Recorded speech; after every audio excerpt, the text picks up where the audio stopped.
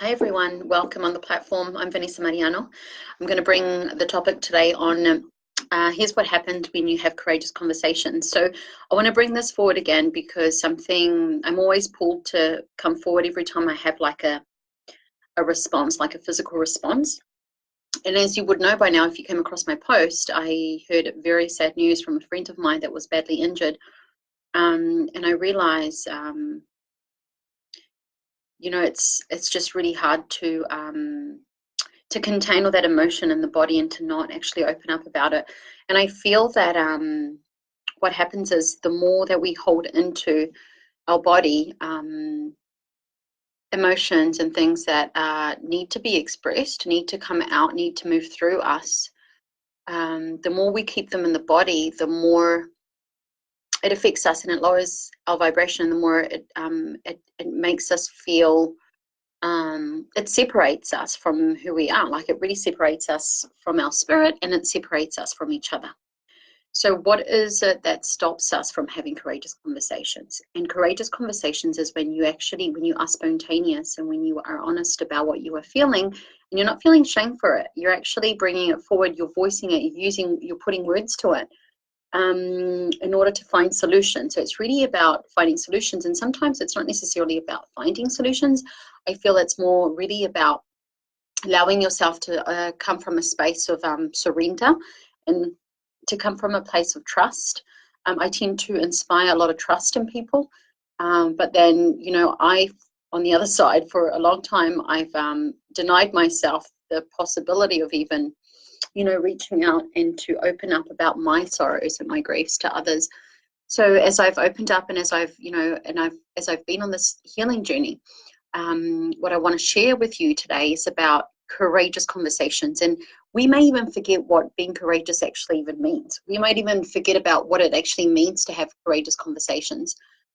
And believe me, it's when you start to have courageous conversations that you really start to tune in and tap into the meaning of what it really means, what it really is, what a courageous conversation really is all about.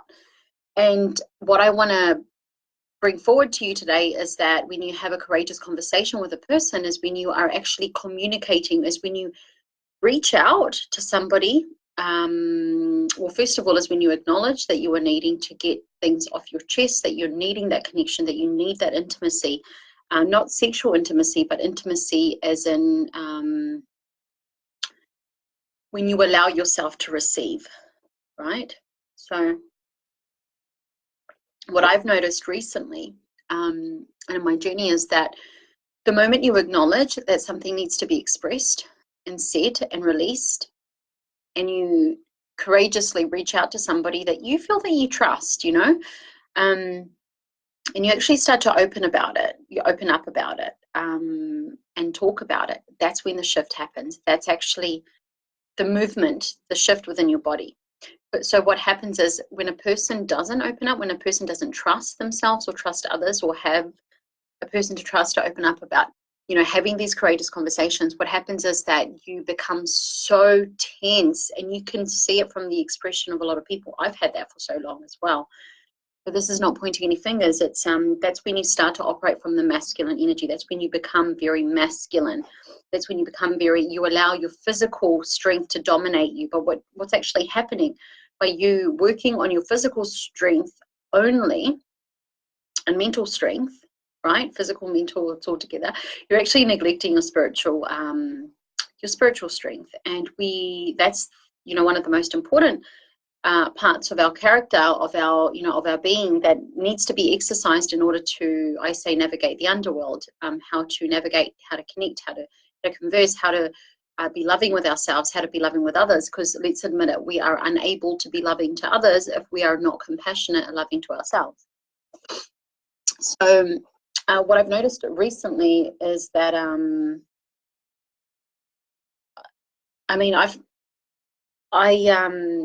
I reached out to a person that I've always trusted, but I just kind of felt like, I don't know, I just, I guess I fell into the bad habit of not opening up, like not actually talking about things that, truly deeply bother me. And by not confronting it, you're actually not dealing with it.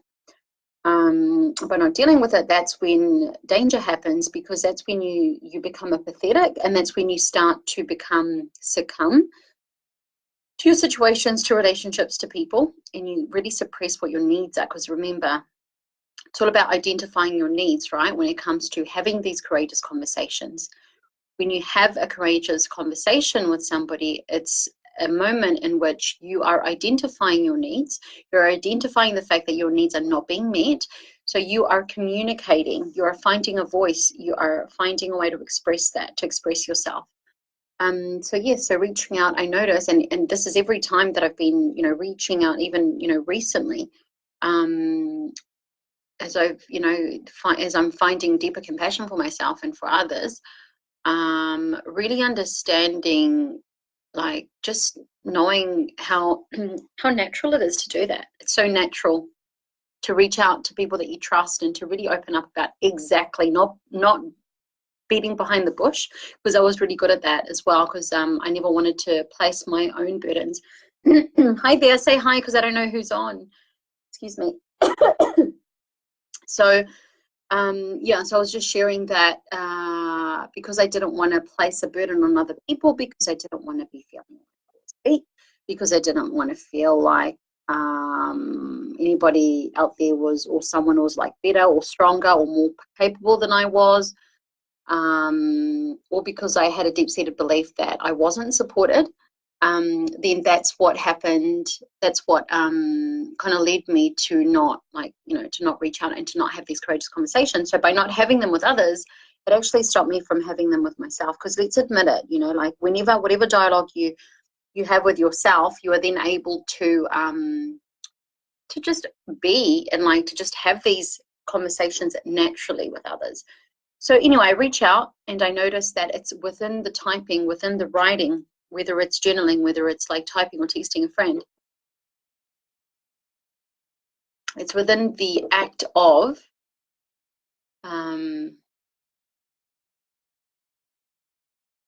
it's within the actioning of taking care of my needs, listening to my needs, that something shifts internally, and you realize that within that shift, things start to move. So if you're not talking about things, and remember, this is not just about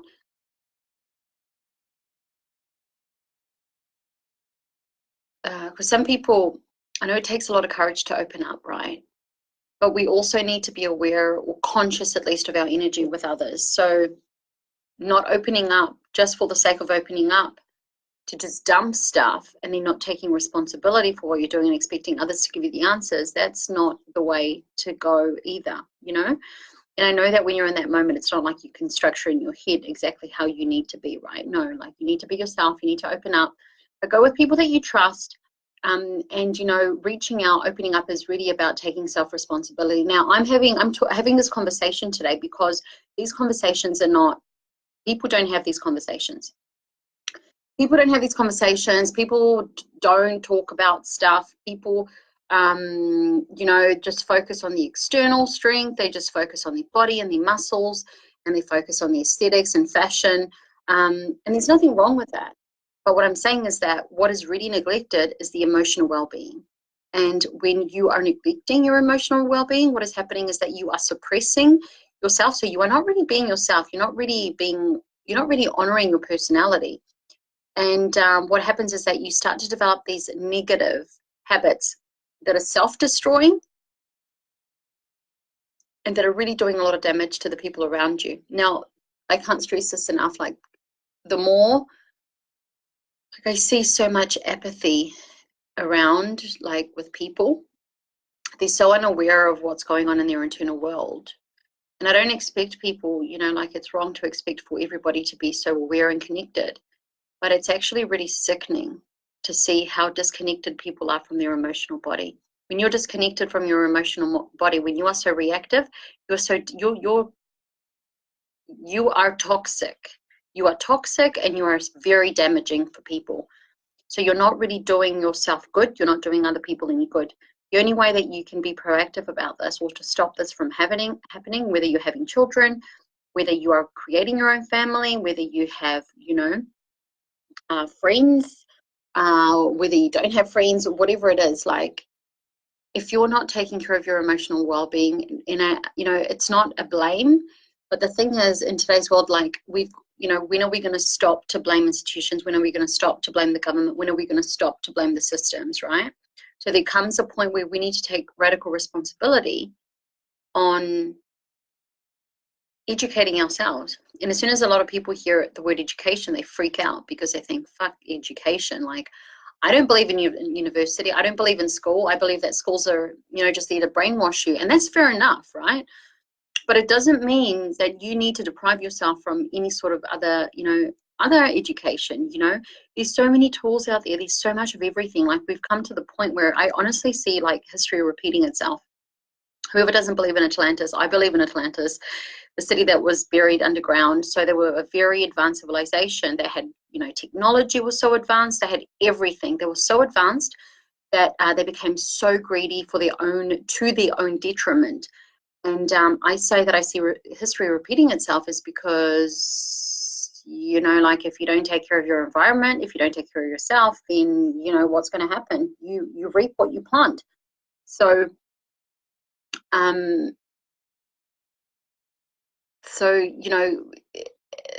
excuses, they make me cringe.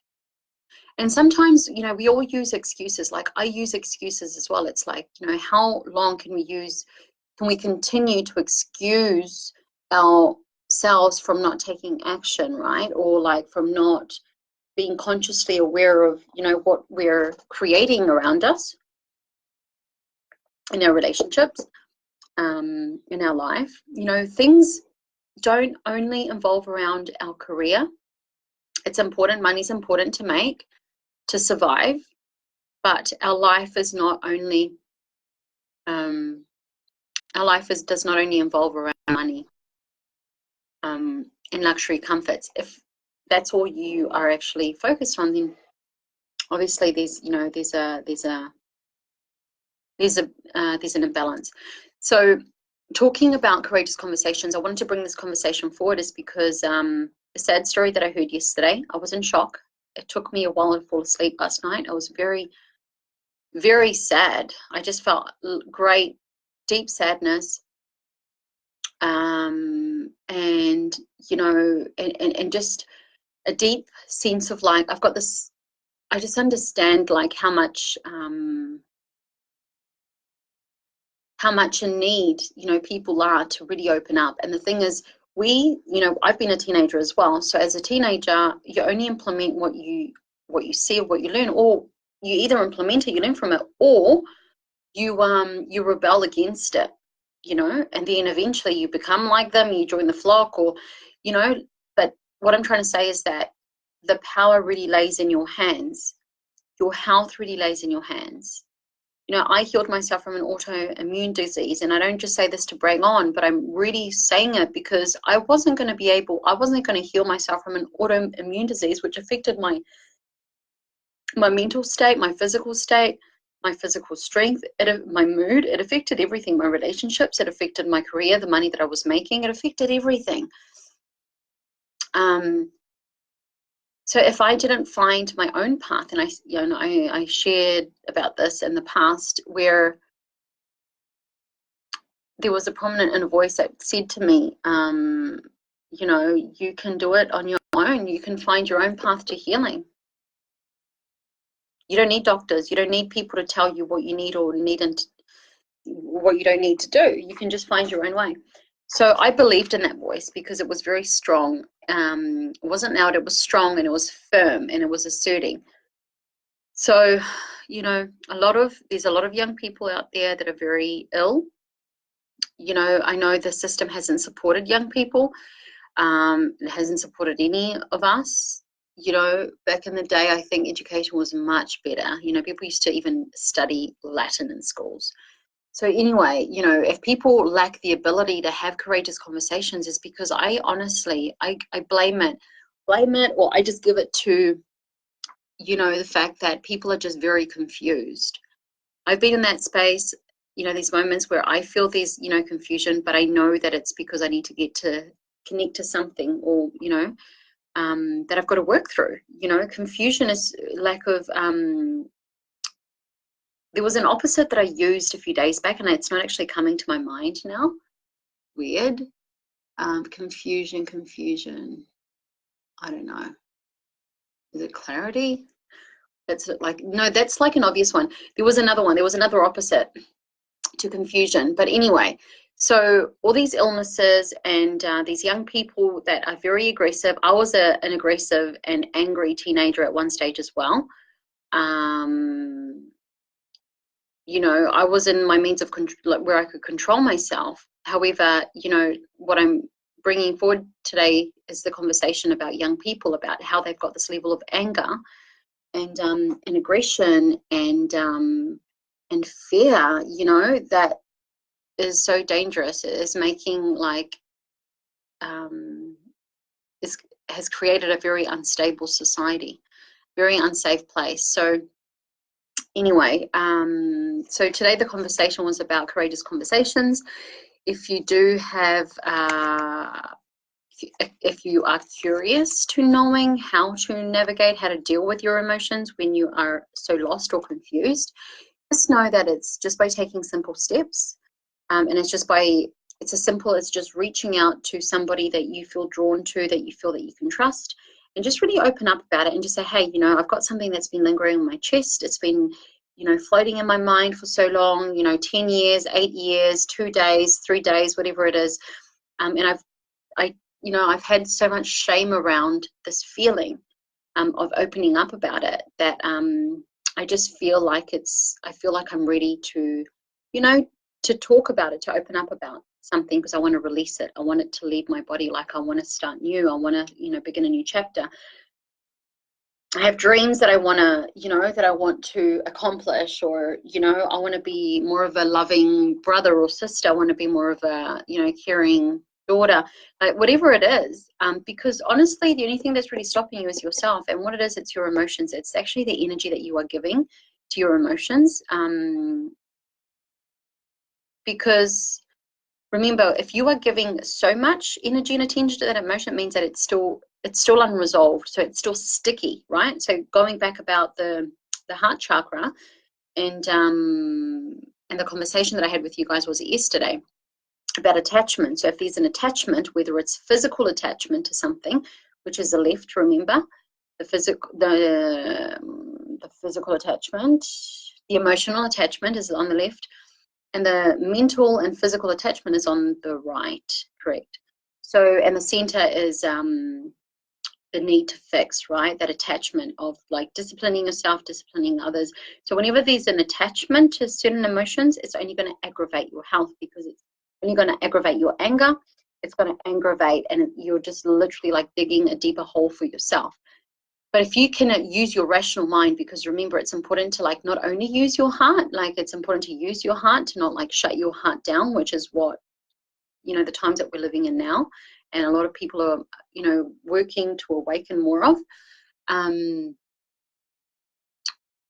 When you, yeah, so it's to actually use your rational mind, use your heart, use your emotions, and obviously tapping into your spirit, so allowing spirit to kind of speak through you to make decisions. But if you're only relying on your mind, if you're only relying on people to give you the snap, you know, like quick answers, if you're only relying on being instantly gratified with money, with food, with anything like that, or expecting people to always please you, and or even like to even just, you know, for you to only want to hear what you want to hear,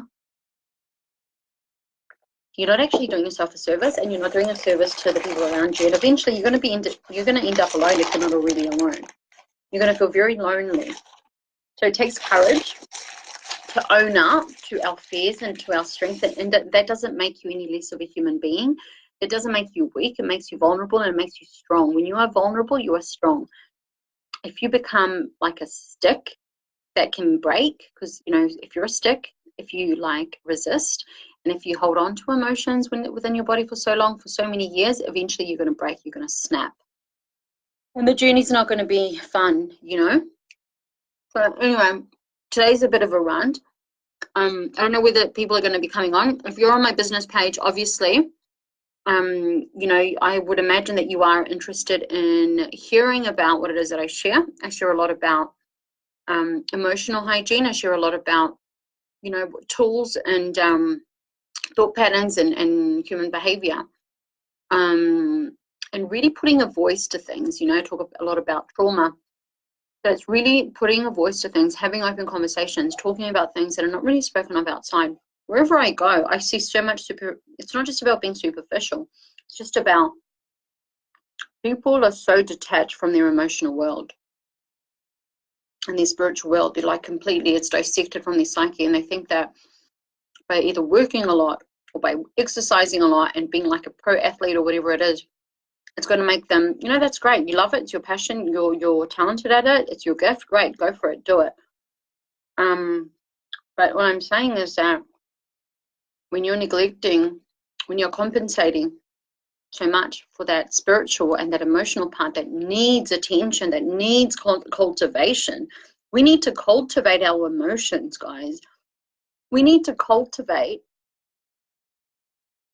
conversations. You know, we need to be able to say, hey, you know what? I can't be around people like you in this time of my life. Like we have to be able to say why. Or maybe at times not even say that, but the point is of having conversations and actually, you know, like not feeling like you are not able to move away from somebody in your life if they're being toxic. You can. You have the right to. You don't have to give justifications to anybody. And what I've been doing more of is actually, like I said, you know, really giving a voice to my needs. And I notice that the more I've been giving a voice to my needs, what happens is that people don't really like that. They assume that whatever you're saying is actually taking something away from them, but it's not. Like, it's really just, when you express your needs, you're really just simply saying, this is what I'm after. You know, and then, you know, you allow the other person to open up and to come to an agreement. But a lot of people won't take it like that. A lot of people, especially insecure people, I'm not blaming them. I'm just saying this is like a repetitive thing. This is something I see around all the time, which is interesting is, you know, they say that, you know, that they both have to agree, you know, to something, but that's like a given, right? So being unable to express your needs puts your destiny in other people's hands. And it builds resentment, it builds anger in your body, it builds self-hatred, hatred towards others. It leads you to isolation. I know this because I've been there. Because this is only perfectly human. Whatever I share and I'm talking about is just perfectly human. So the reason why people are unable to tap into these parts of our body is because I think it's about time. It's about the perception of time, what we are prioritizing in our life and what we're not prioritizing in our life, what we're making time for, what we're not making time for. So if you're not cultivating your inner world, if you're going to see a psychiatrist, but then you're not spending time of, you know, building awareness or having these conversations, vulnerable conversations with others, no blame. Yeah, I mean, paying somebody for a service is not going to fix the problem. Us building awareness onto something, like learning about something, is what's going to help us, you know? You know, I've done that in my past as well. Like I would pay somebody for my business or, you know, whatever it was, expecting a certain result, and then like I would be left with a crutch or brokenness because I didn't really develop the skills. So having courageous conversations is really about admitting to yourself what your needs are, what you've lacked, what your needs are, what you need, what you don't need, and then really moving towards, you're embarking yourself in a direction that allows you to to develop skills, necessary skills, or even you're putting yourself in a situation where you are receiving the information needed for you to move forward, for you to move, like for the energy to move in your life and to make things happen. Okay? So jealousy and looking at others, what other people have, is really just like a myth of your own imagination. It's like you're just feeding yourself with more fears and insecurities by doing that, because it's really an illusion. Remember, everybody has struggled to make things happen. It's life. We wouldn't be here otherwise if struggle didn't exist. It's just really about, I know you've heard this a million times, really just being responsible, taking responsibility, and really reaching out and speaking to people when you are in need of support and help. And it's very hard to do. I understand that, for both men and women. It's very hard, but that's the only way. Sorry, guys. That's how I see it. That's my opinion. But everybody is free to, see it however they wish. So I'm going to send you love. I don't know whether this conversation may have helped you. I hope it has helped somebody, given maybe a little nugget of like hope, or maybe space for you to kind of look into, yourself, and see areas in your life that you want to maybe open up more about and change or transform. Then remember, our traumas, our insecurities, they all need a voice. You don't have to be stuck in a box. You don't have to put yourself in a box to survive or to move on. We are here on earth. I know it's like havoc. I know it's like, there's just so much hell happened. There's literally hell on earth. But we can really influence. We can definitely make a difference. But it starts with knowing how to treat ourselves, and not living like we are on our own, because we're not. Okay.